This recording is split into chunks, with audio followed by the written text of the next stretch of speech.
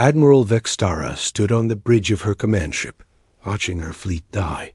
The Zephyrian Defense Force had fought for 6 long hours, but they were losing badly. Enemy ships surrounded them on all sides, firing without stop. Every few minutes, another Zephyrian vessel exploded in bright flames. The enemy called themselves the Korthik. They had come from the dark edges of space with one goal: to destroy everything in their path. Their ships looked like living creatures made of metal and flesh. When weapons hit them, they healed quickly. When one ship died, 2 more took its place. "Admiral, we lost another cruiser," said Commander Zeekthan, his voice shaking. He was young. For a fleet officer, barely past his first century. His blue skin had turned pale with fear. "The enemy is moving closer to our home planet." Vextara nodded, but said nothing. She had 4 arms like all her people, and right now they gripped the command rail so tight her knuckles hurt.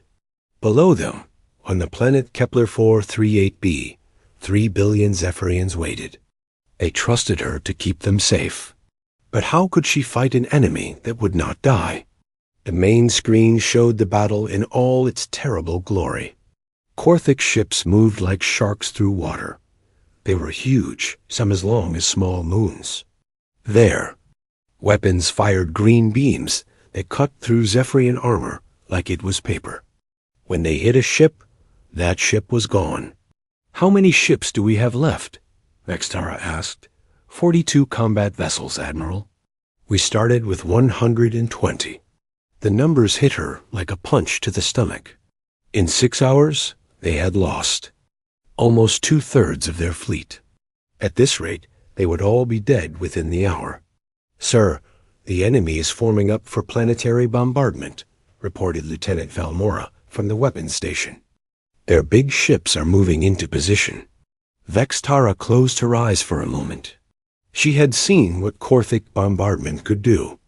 They did not just destroy cities. They cracked planets open like eggs. Nothing would survive. "Send a message to all ships," she ordered.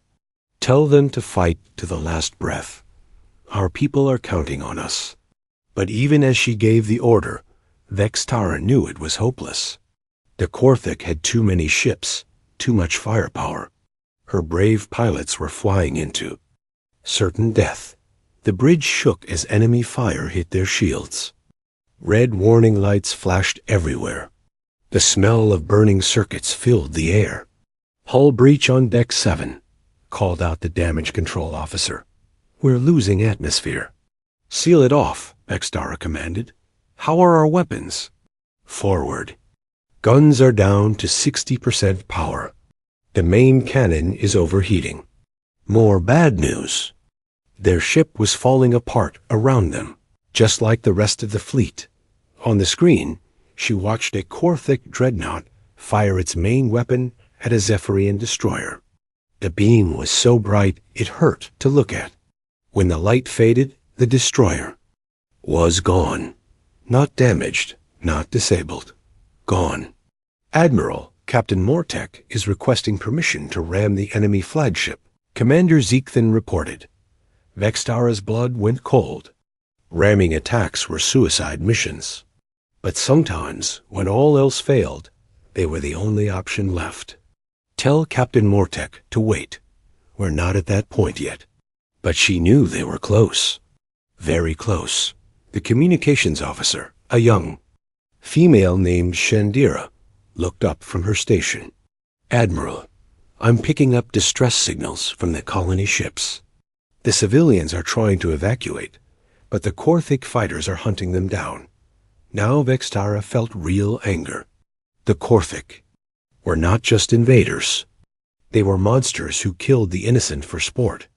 Her people were peaceful traders and explorers. They had never hurt anyone. Why did they deserve this fate? "How long until the nearest Allied fleet arrives?" she asked. 12 days, sir." 12 days. They did not have 12 hours. "Admiral, the enemy commander is sending us a message," Shandira announced. "Put it on screen." The face that appeared was Nightmare Fuel. Destroyer Vaskmal looked like something from a horror story. His skin was black chitin, hard as armor. His eyes glowed red like hot coals. When he spoke, his voice sounded like grinding metal. "Zephyrian fools," he said in their language. "Your resistance ends now. Surrender, and we will make your deaths. Quick, fight, and we will make them last for days." Vextara stood tall and proud. "We will never surrender to butchers like you." Vaskmal laughed, a sound like breaking glass. "Then you will die slowly. Your planet will burn. Your people will scream. And I will enjoy every moment." The screen went dark. "That's their final answer." Vextara said quietly, "All ships, prepare for final battle. We die fighting. But first, there was one last thing to try. Shandira, send out a general distress call on all frequencies. Emergency priority.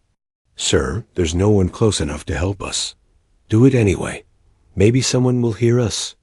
Maybe someone will remember that the Zephyrians died fighting for their home." The young officer's fingers danced over her controls. Message. Sent, Admiral. Broadcasting on all channels. Vextara looked at her crew. They were scared, but they were ready to die for their people. She was proud of them. "It has been an honor serving with you all," she said simply. Outside, the Korthic fleet began its final advance. Death was coming, and there was nowhere left to run.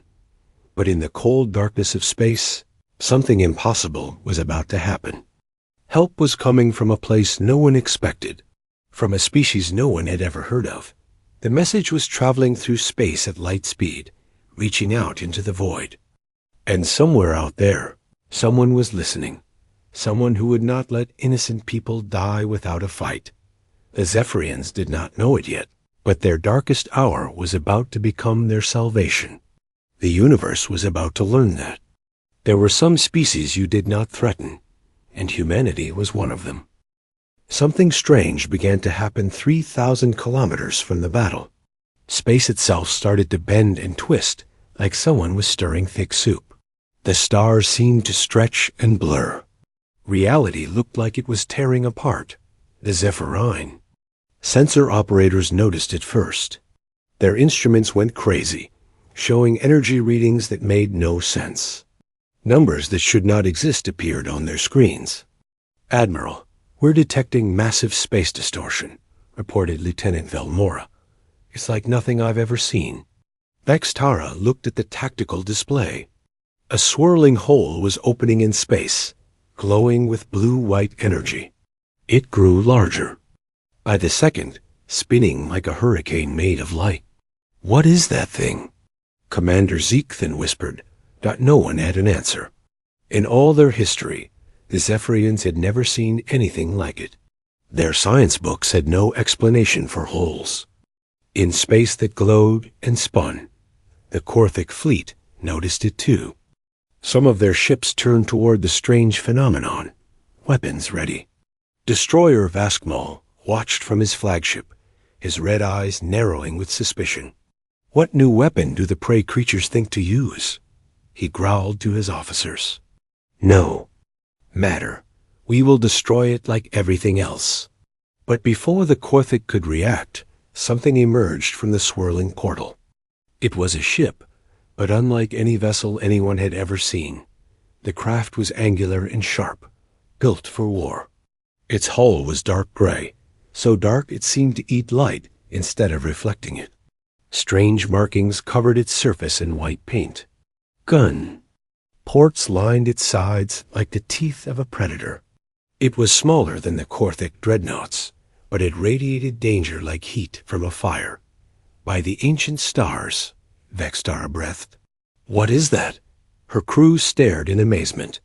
The ship looked deadly in a way that went beyond size or weapons. It moved with purpose, like a hunter that had found its prey. Inside the unknown vessel, Captain Jake Morrison stood on the bridge.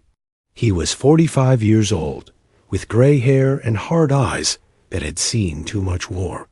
His uniform was simple and practical dark blue with silver bars on the collar. The patch on his arm showed a blue planet with white clouds. Earth. "Report, Commander Wells," he said in a calm voice. Lieutenant Commander Lisa Wells studied her displays with quick efficiency. She was young for her rank, barely 30, but she knew her job. Her brown hair was pulled back in a tight bun, and her green eyes missed nothing. "Multiple alien vessels engaged in combat, sir. The defending force is heavily outnumbered." "Looks like a massacre in progress." Morrison nodded grimly. He had seen this before, on other worlds, in other systems. The strong preying on the weak. It made him angry, and when Jake Morrison got angry, bad things happened to bad people. "Weapons status?" "All systems online and ready, Captain," reported Lieutenant Tony Martinez from the engineering station. "The new quantum cascade generators are running at full power." Morrison smiled, but it was not a friendly expression. "Good. Looks like we arrived just in time to crash this party." The bridge crew prepared for battle with practiced skill. They had done this before, many times. The United Nations ship Defiant was humanity's newest and most powerful warship, equipped with weapons that could crack moons and armor that laughed at conventional attacks. But more than that, it carried something the galaxy had never seen before: humans at war. "Sir, I'm detecting 3 billion life signs on the planet below," announced Ensign Karen White from the sensor station. "Civilian population under threat." That was all Morrison needed to hear. Civilians in danger. Children who might die if he did nothing. That decided everything. "All hands, battle stations. This is not a drill." Alarms sounded throughout the ship. In seconds, the Defiant transformed from cruise configuration to full combat mode. Weapons powered up, shields activated, and targeting systems locked onto enemy vessels. The Zephyrians watched in amazement as the strange ship moved toward the battle. It ignored the massive Korthic fleet as if they were no threat at all. "Are they insane?" Commander Zeke then asked. "One ship against that entire fleet?" Vextara did not answer. Something about the alien vessel filled her with hope. Maybe it was the way it moved, confident and unafraid. Maybe it was the fact that it had come at all when no one else would. Help. The Korthic fleet was not impressed. Destroyer Vaskmal laughed when he saw the single ship approaching. "One small vessel thinks to challenge us?" he roared. "Destroy it quickly. We have a planet to burn." 6 Korthic heavy cruisers turned toward the human ship, their bioweapons charging with deadly energy. Each one was 3 times larger than the newcomer. Their living hulls pulsed with alien strength. Captain Morrison watched them come with cold eyes. "Target the lead vessel. Full forward batteries. Let's show them what human engineering can do." The Defiant's weapons fired. What happened next shocked everyone watching. Streams of superheated plasma lanced out from the human ship, moving at nearly the speed of light. But these were not ordinary weapons. The beams burned with the fury of caged stars, focused into deadly precision. The first Korthak cruiser simply vanished. One moment it was there, charging toward the human ship with weapons blazing. The next moment it was expanding gas and scattered debris. The bioarmor that had shrugged off Zephyrian attacks meant nothing against human firepower. The other Korthic ships stopped their advance, confused and suddenly afraid. Their prey was supposed to run or die quickly. It was not supposed to fight back with weapons that deleted ships from existence. "Impossible," Vaskmal snarled. "No single vessel has such power." But the evidence was right in front of him. Where 6 ships had been advancing, now only 5 remained, and the human vessel was turning toward them with obvious hostile intent. The Zephyrian flagship, the bridge crew stared in stunned silence. Admiral Vextara felt something she had not experienced in hours. Hope. "Who are they?" She whispered as if hearing her question. the human ship opened a communication channel. Captain Morrison's face appeared on screens throughout both fleets. His expression was hard as stone, but his voice was steady and professional. "This is Captain Jake Morrison of the United Nations ship Defiant. To all Korthic vessels, you are attacking innocent civilians. Stand down immediately or face the consequences." Destroyer Vask Maul appeared on the return channel, his alien features twisted. With rage, "Human fool, you face the might of the Korthic Empire. We have conquered 1,000 worlds. What is one small ship against our great fleet?" Morrison's smile was cold as winter. "You're about to find out." The die was cast. The galaxy was about to witness something unprecedented. Humanity's first contact with alien life, delivered at the barrel of a gun in defense of the innocent. The real battle was just beginning. Destroyer Vask Maul had conquered 47 worlds in his long career. He had burned civilizations to ash and ground their bones to dust. Never once had he faced an enemy that made him feel feared until now. The human ship moved like a living thing, dancing between Korthic weapons fire with impossible grace. Its pilot seemed to know where every shot would be before it was fired. The vessel twisted and turned through space, always staying one step ahead of death. But it was not just running. It was hunting. "All ships, destroy that vessel now," Vask Maul roared into his communicator. "Bring everything we have to bear on it." 50 Korthic warships turned their weapons toward the human craft. A space around the Defiant lit up with deadly energy beams, torpedo explosions, and particle streams. Enough firepower to crack a moon focused on one small target. The human ship emerged from the storm of death, completely unharmed. Captain Morrison stood calmly on his bridge, watching the tactical display. "Their weapons are impressive," he said to Commander Wells. "But their targeting systems are at least 50 years behind ours." "Shall I return fire, sir?" asked Lieutenant Martinez from the weapons console. "Not yet. Let them waste their ammunition. I want to see what they're really capable of." This was how humans fought wars. They watched, they learned, and then they struck with overwhelming force at exactly the right moment. The Korthic were about to learn this lesson the hard way. 3. More waves of Korthic attacks followed. Each one failed to touch the human vessel. The Defiant moved through the barrage like smoke through a storm, impossible to pin down or predict. "Sir, their weapons are overheating," reported Ensign White. "Several of their ships are dropping to lower power levels." Morrison nodded. "Now, we show them what real weapons look like. Target their flagship, full spread, all forward batteries." The Defiant's main gun spoke for the second time. The Korthic flagship was a monster, over 2 kilometers long and armored with living metal that could heal from damage. It had survived direct hits from planet-killer weapons. Its bioarmor had never been penetrated by enemy fire. The human weapons cut through it like paper.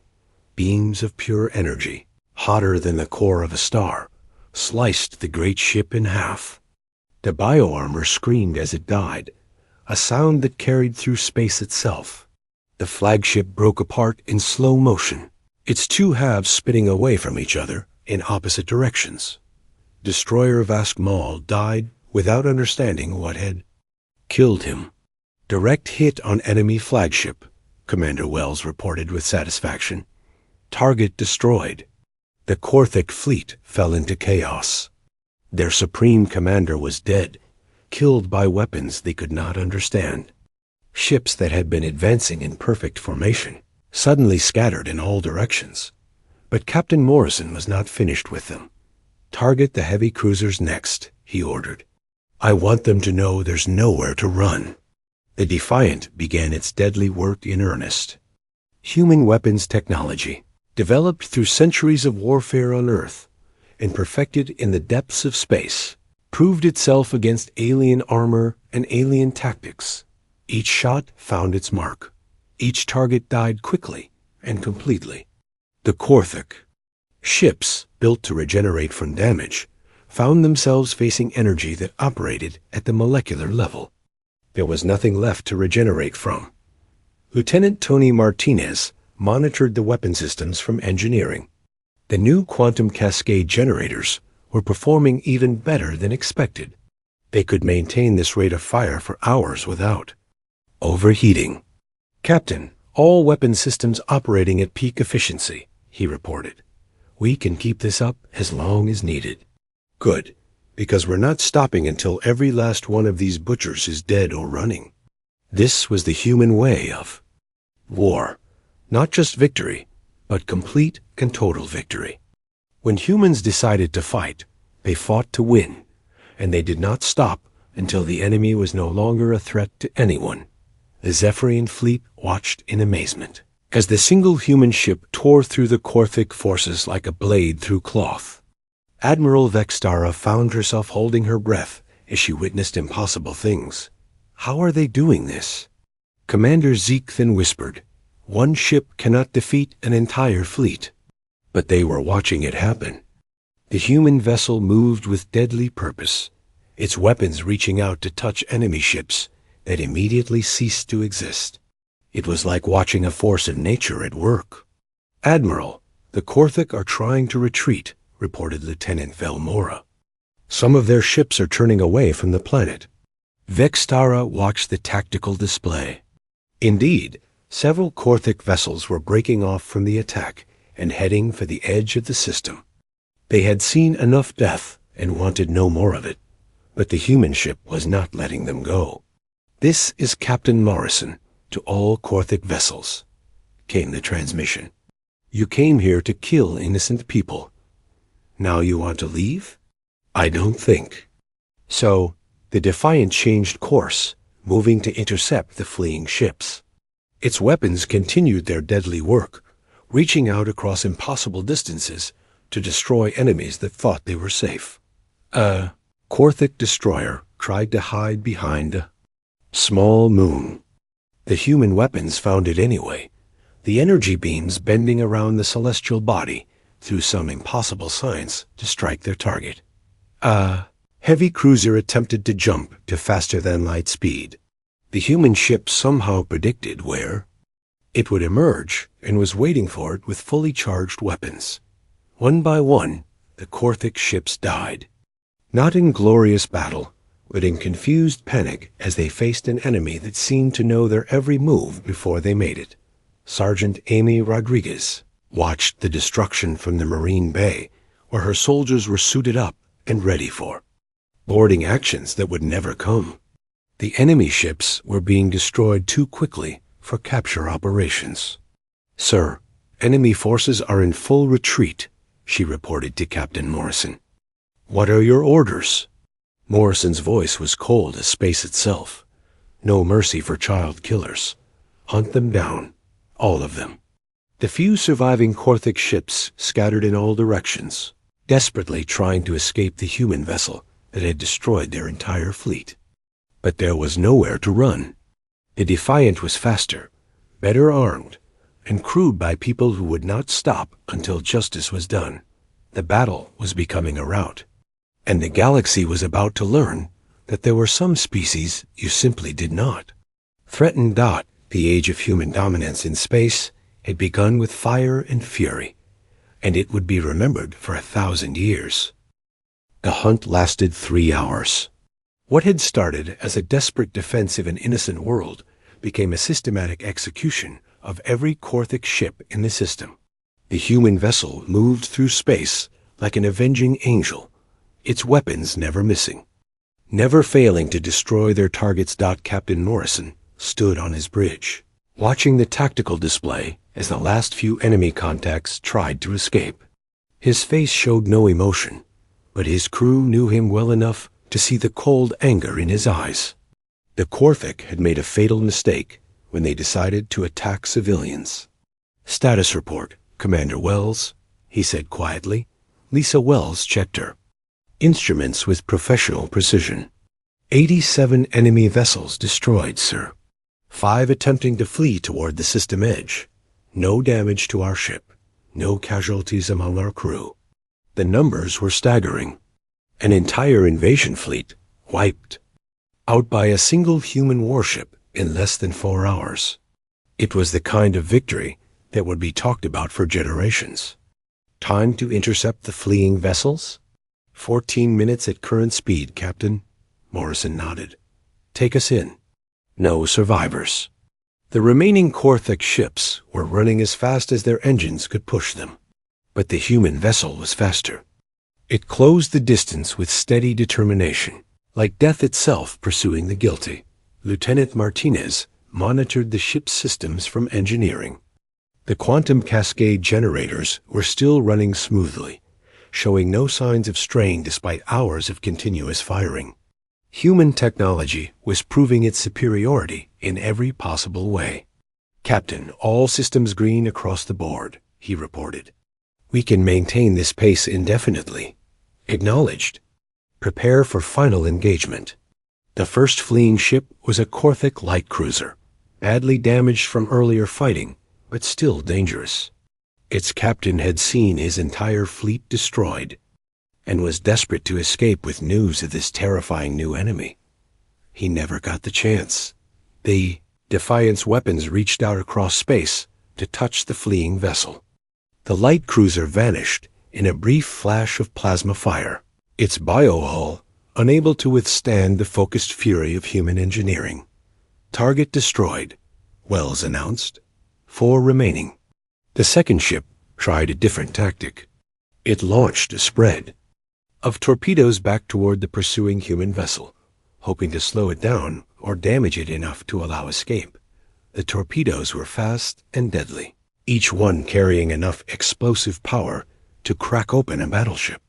They streaked toward the Defiant with perfect accuracy and accomplished nothing. The human ship's defensive systems tracked every incoming weapon with computer precision. Point defense lasers picked off the torpedoes one by one, detonating them. Safely away from the hull, not a single warhead got through. Is that the best they can do? Asked Ensign White, almost disappointed. Captain Morrison's smile was grim. Apparently so. Take out the launcher. The second Korthik ship joined its companion in death. The third vessel tried to surrender. Its captain, a young Korthik officer, who had never wanted to be part of this invasion, sent desperate messages on all frequencies. He offered to give up information about Korthik military plans, about their home worlds, about anything the humans wanted to know. Morrison listened to the pleas with stone-faced silence. Then he gave his answer. No mercy for those who prey on the innocent. The third ship died like all the others. The fourth Korthik vessel was commanded by sub-destroyer Greg Tall, one of Vaskmal's most trusted lieutenants. He had been with the invasion fleet when they burned the colony world of Talsamar, laughing as civilians died in the flames. He had stood on the bridge of his ship and watched as Korthik soldiers hunted down fleeing families for sport. Now he was the one being hunted, and he did not like the feeling. All power to engines, he screamed at his crew. Get us out of this system now. But his ship was damaged and slow. The human vessel closed the distance steadily, never hurrying, never showing any sign of urgency. It was like being stalked by a patient predator. Sir, the human ship is hailing us, reported his communications officer. Put it through. Captain Morrison's face appeared on the screen, calm and professional, despite the death he had been dealing out for hours. Korthik vessel, this is your final warning. Surrender now and prepare to be boarded. Greg Tall snarled at the image. Human dog, you think you have won? The Korthik Empire spans 1,000 worlds. We will return in numbers that blot out the stars. Your species will burn for what you have done here. Morrison's expression did not change. Maybe, but you won't be there to see it? The transmission ended. Moments later, the fourth Korthik ship followed its companions into oblivion. That left. Only one. The final vessel was a heavy transport, loaded with Korthak ground troops that had been meant to occupy the Zephyrian planet after the bombardment. Its captain was trying desperately to reach the system's edge, where he could jump to faster-than-light speed. He was not going to make it. The Defiant closed to point-blank range, its weapons trained on the transport's engines. One shot would cripple the ship, leaving it helpless in space. But Captain Morrison had other plans. "Open a channel to the transport," he ordered. The Korthak captain appeared on screen, his alien features twisted with fear and rage. "What do you want, human?" Morrison's voice was cold as winter. "I want you to take a message back to your empire. Tell them what happened here. Tell them what happens when they threaten innocent people. Tell them that humanity is watching, and we do not forgive." The alien captain blinked in surprise. "You ... You're letting me go? This one time. Don't make me regret it." The transport's engines flared to life, pushing it toward the system edge at maximum speed. The Korthak captain sent no reply, no thanks for his unexpected mercy. He was too busy running. Commander Wells looked at her captain with curiosity.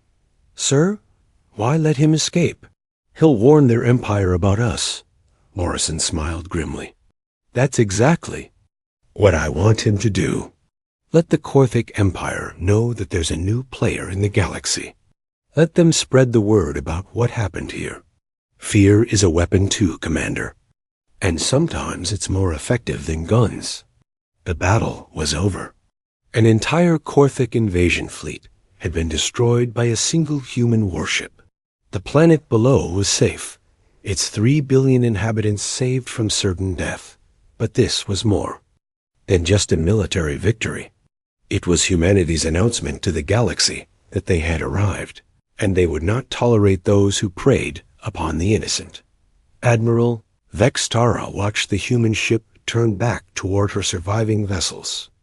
She had witnessed something impossible, something that would change the balance of power in the galaxy forever. A single ship had done what her entire fleet could not.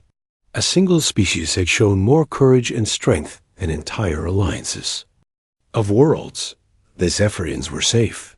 But more importantly, they had found new allies who would stand against the darkness. The age of human space power had begun, and the galaxy would never be the same. Captain Morrison found himself thrust into a role he had never wanted, humanity's first ambassador to the stars. He met with alien dignitaries, answered endless questions about human society and technology, and tried to explain why his people had chosen to intervene in a conflict that was none of their business. "You have to understand," he told a delegation of insectoid beings from the hegemony of worlds, "where we come from. It's considered cowardly to stand by and watch innocent people suffer. We couldn't just leave." The delegation leader, a creature that looked like a cross between a praying mantis and a diplomat, clicked his mandibles thoughtfully.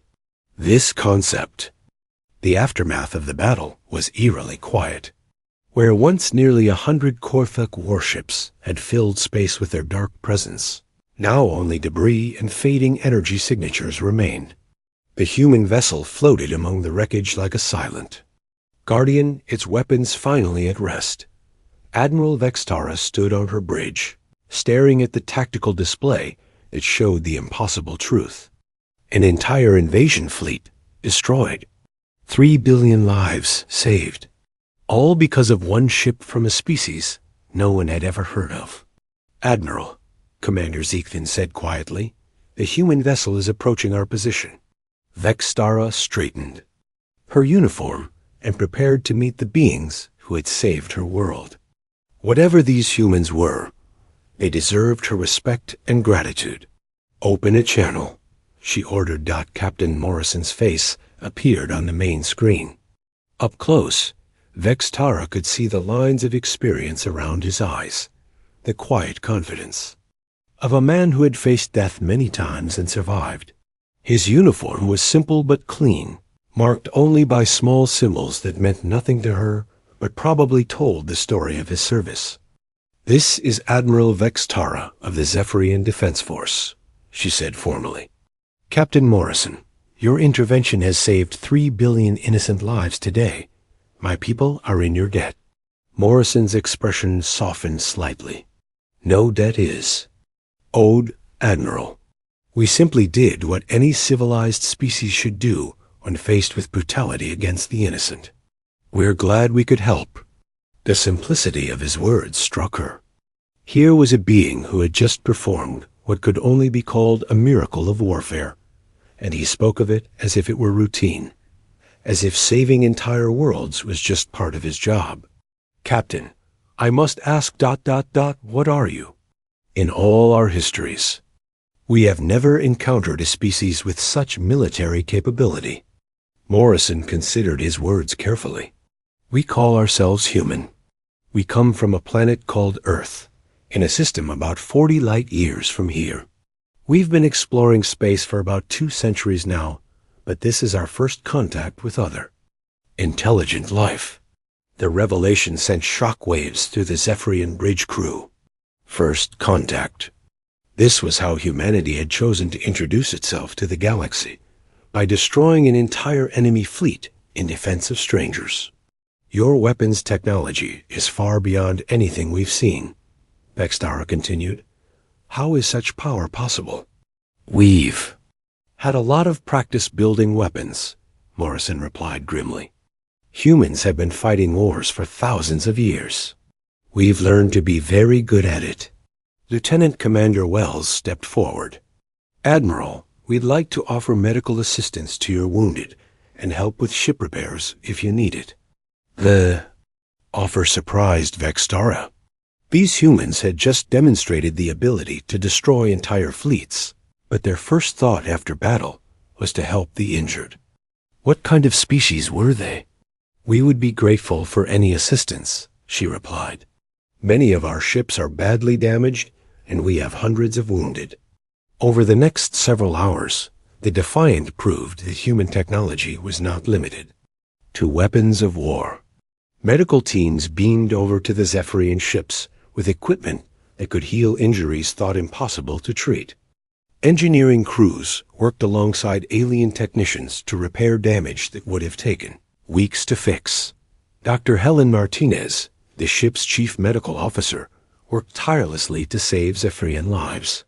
Her advanced medical scanners could diagnose alien physiology in minutes, and her surgical techniques were precise beyond anything the Zephyrians had ever seen.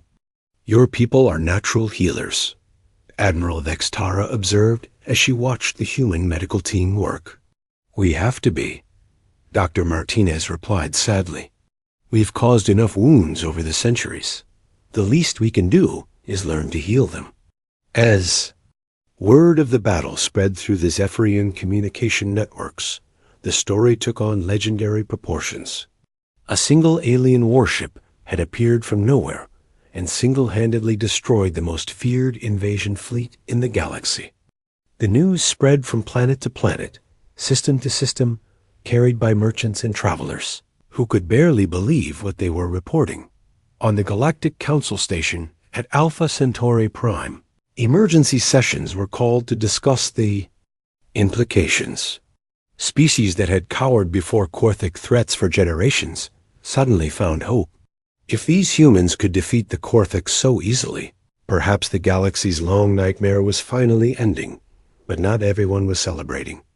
In the dark reaches of space, other hostile species learned of humanity's existence and began making plans. If the humans were this powerful, they were either potential allies or dangerous enemies. Either way, they needed to be dealt with. Captain Morrison was unaware of the storms his actions had unleashed across the galaxy. He stood in his ready room, reading reports from his crew about the battle's aftermath. Every system had performed perfectly. Every weapon had found its mark. His people had fought with the skill and courage he had come to expect from them. Chime announced a visitor. Come in. Commander Wells entered, carrying a datapad with communication intercepts. Sir, we're receiving messages from across the galaxy. Word of what happened here is spreading fast. Morrison took the pad and scrolled through the messages. Requests for alliance from dozens of species. Warnings to stay away from certain territories. Challenges from races that refuse to believe the reports. How many different species are we talking about? He asked. At least 50, sir. Maybe more. It seems the galaxy is a lot more crowded than we thought. Morrison nodded thoughtfully. Send a message to Fleet Command. Tell them we're going to need more ships out here. And contact the diplomatic corps. They're going to have their work cut out for them. Lieutenant Sarah Johnson at the communications station had been monitoring alien frequencies for hours. The chatter was incredible. Dozens of languages she had never heard before, all talking about the same thing, the humans who had destroyed the Korthic fleet. Captain, I'm picking up a priority transmission from Admiral Vextara, she announced. Put it through. The Zephyrian Admiral appeared on screen, but she was not alone. Behind her stood representatives from several other species, all of them, looking at Morrison with expressions ranging from awe to curiosity to barely concealed fear. Captain Morrison, Vextara began, I have been contacted by the leaders of 17 different worlds. They all want to meet with you to discuss arrangements. Morrison raised an eyebrow. What kind of arrangements? Trade agreements. Defense pacts. Some are offering to share technology in exchange for protection from the Korthic Empire. The implications hit Morrison immediately. Humanity had stumbled into galactic politics with both feet, and everyone wanted to be their friend.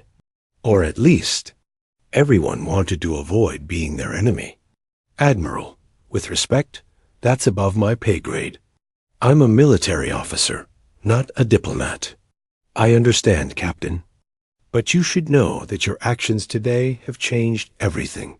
The Korthic Empire has ruled through fear for over 1,000 years. Today, that fear died. You have given hope to species that had forgotten what it felt like. Over the next few days, as the Defiant remained in the Zephyrian system, helping with reconstruction efforts, the full scope of what had happened became clear. The battle had been recorded by dozens of sensors and transmitted across the galaxy. Everyone had seen the impossible, a single ship destroying an entire fleet. Sergeant Rodriguez found herself assigned to cultural exchange duties, something she had never expected when she joined the Marines.